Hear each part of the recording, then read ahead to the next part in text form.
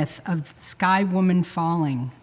This is a very simplified one provided by Haudenosaunee writers Shelley Nero and Keller George and Alan Brandt. Long before the world was created, there was an island in the sky inhabited by sky people. One day, a pregnant sky woman dropped through a hole created by an uprooted tree and began to fall for what seemed like an eternity. Coming out of darkness, she eventually saw oceans.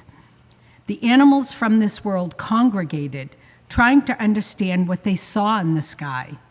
A flock of birds was sent to help her. The birds caught her and gently guided her down on the back of Great Turtle. The water animals, like otter and beaver, prepared a place for her on Turtle's back. They brought mud from the bottom of the ocean and placed it on Turtle's back until solid earth began to form and increase in size. Turtle's back, or Turtle Island, became Sky Woman's home, and the plants she had brought down with her from Sky World, including tobacco and strawberries, were her medicine. She made a life for herself and became the mother of the Haudenosaunee people. And here are the words of Robin Wall Kimmerer, environmental biologist, professor, and enrolled member of the Potawatomi Nation, from her book, Braiding Sweetgrass, which is an incredible book if you haven't read it. In the Western tradition, there is a recognized hierarchy of beings, with, of course, the human being on top, the pinnacle of evolution, the darling of creation, and plants at the bottom. But in native ways of knowing, human people are often referred to as the younger brothers of creation.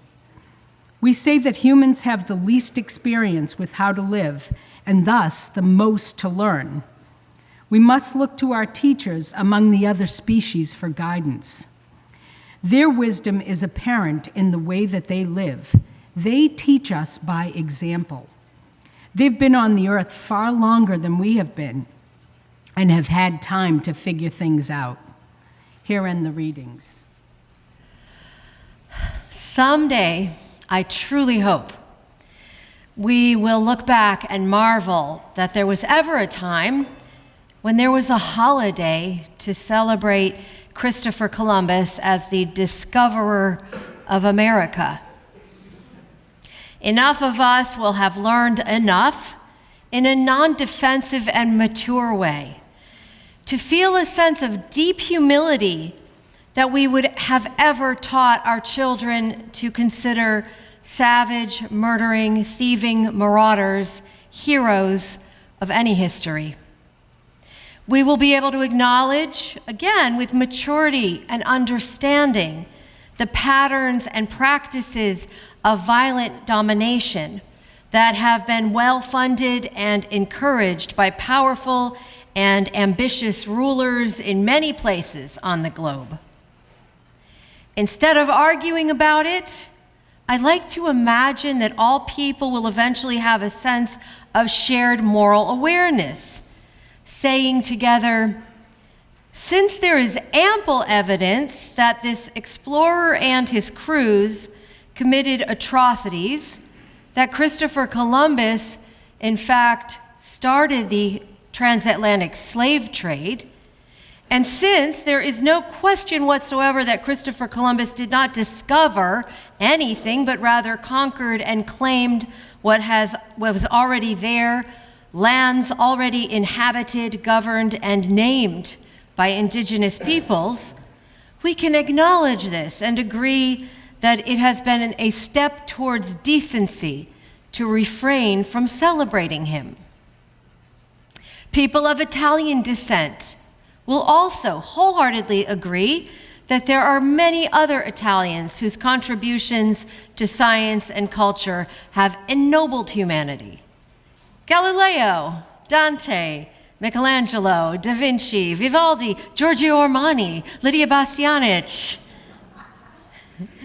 In the creation story, of the world that Christopher Columbus knew and embraced as sacred, God is a mysterious solo entity with the cosmic power to create existence as we know it.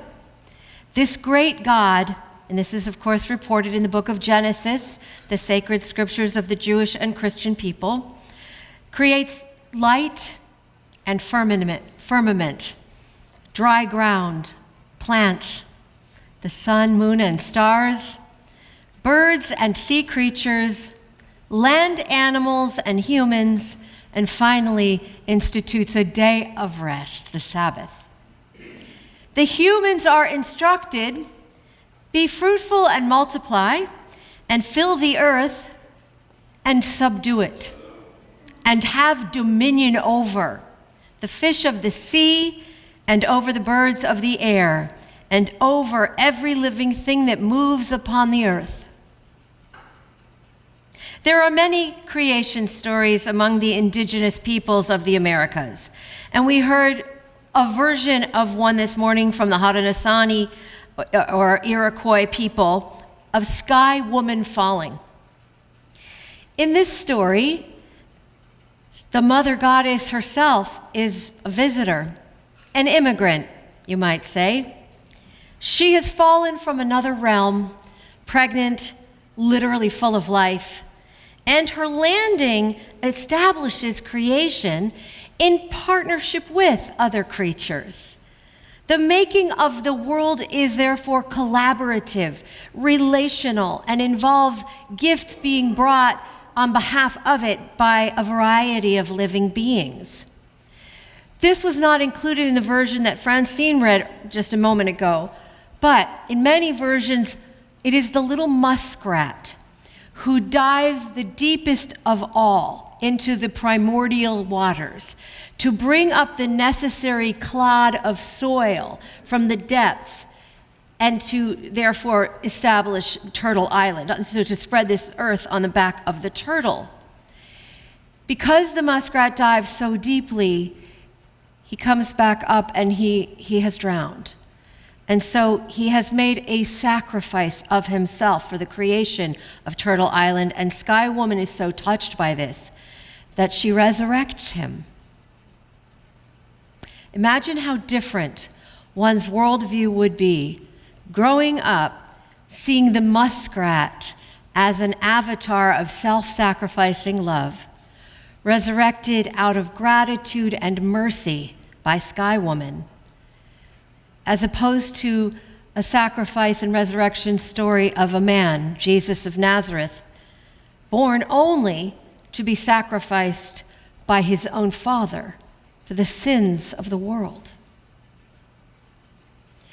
I'm not comparing sacred stories from two different traditions in order to condemn either or to claim superiority for another, because that's really dangerous business. There are versions of the Sky Woman story that contain violent and troubling imagery, and there are Christian theological traditions that absolutely reject the interpretation of Jesus' crucifixion as being God's plan for salvation. And there are Christian traditions that ennoble the human spirit.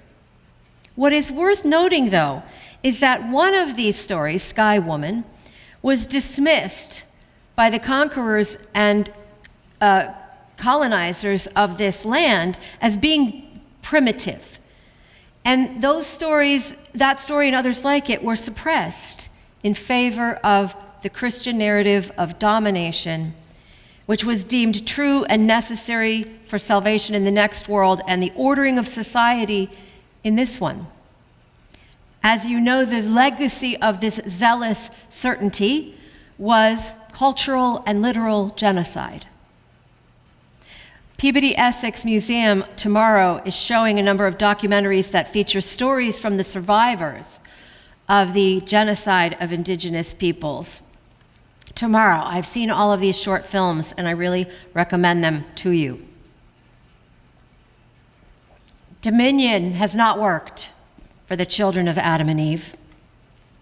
We see with each climate crisis that the belief that human beings can continue to manage our existence on Turtle Island by outsciencing the planet is irrational and even tragic.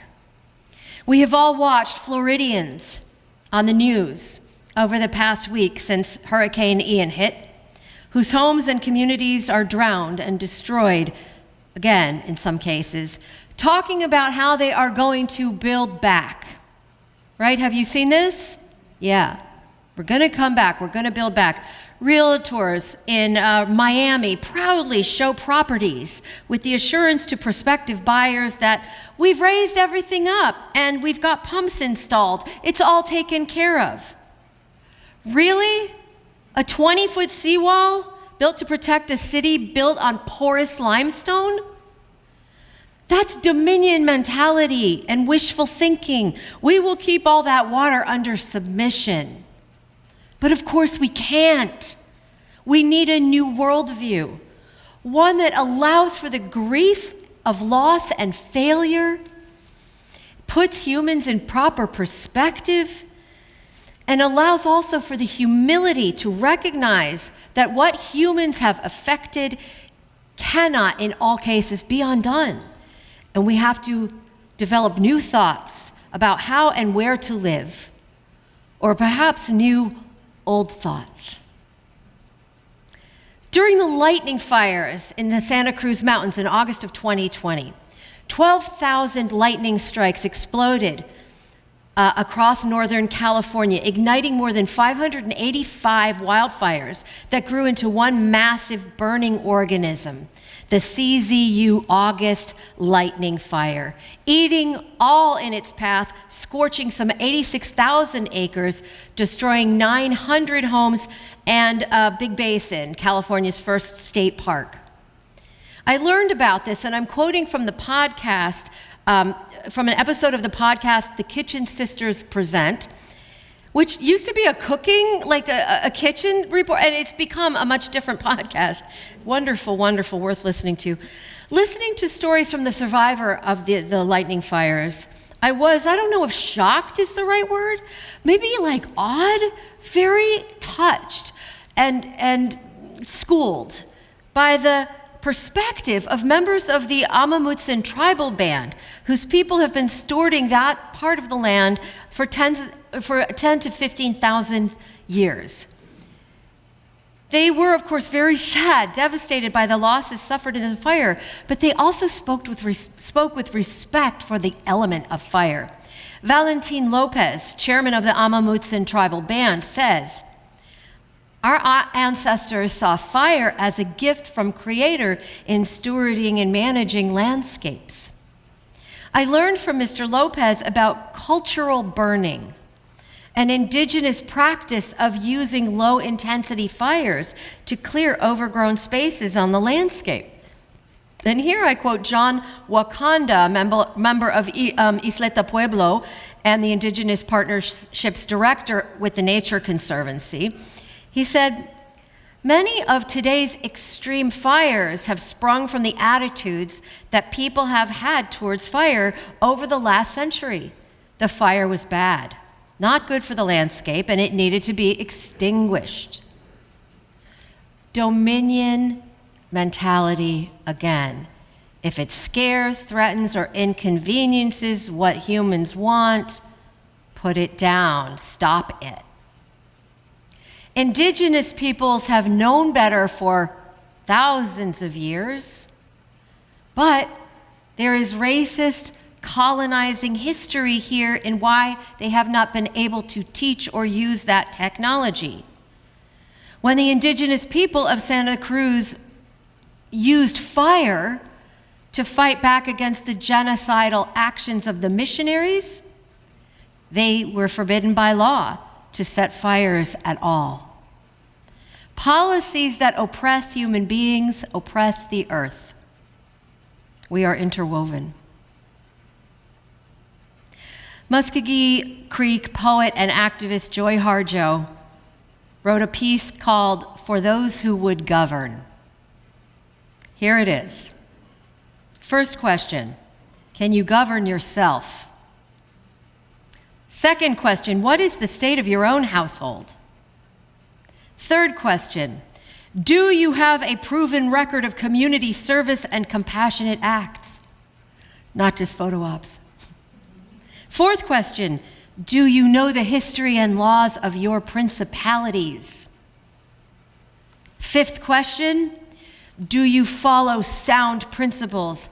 Look for fresh vision to lift all the inhabitants of the land, including animals, plants, elements, all who share the earth? Sixth question, are you owned by lawyers, bankers, insurance agents, lobbyists, or other politicians, anyone else who would unfairly profit by your decisions? Seventh question, do you have authority by the original keepers of the lands, those who obey natural law? And are you in the service of the lands on which you stand?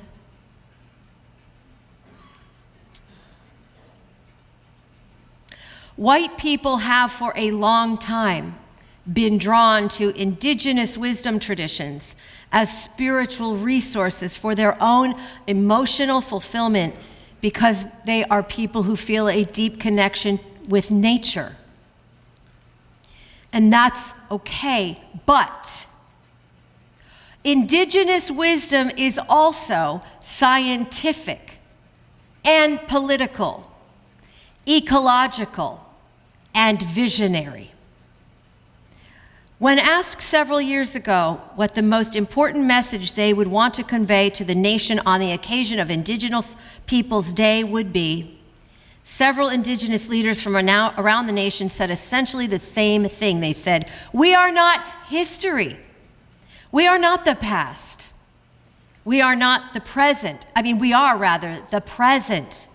We are important people today.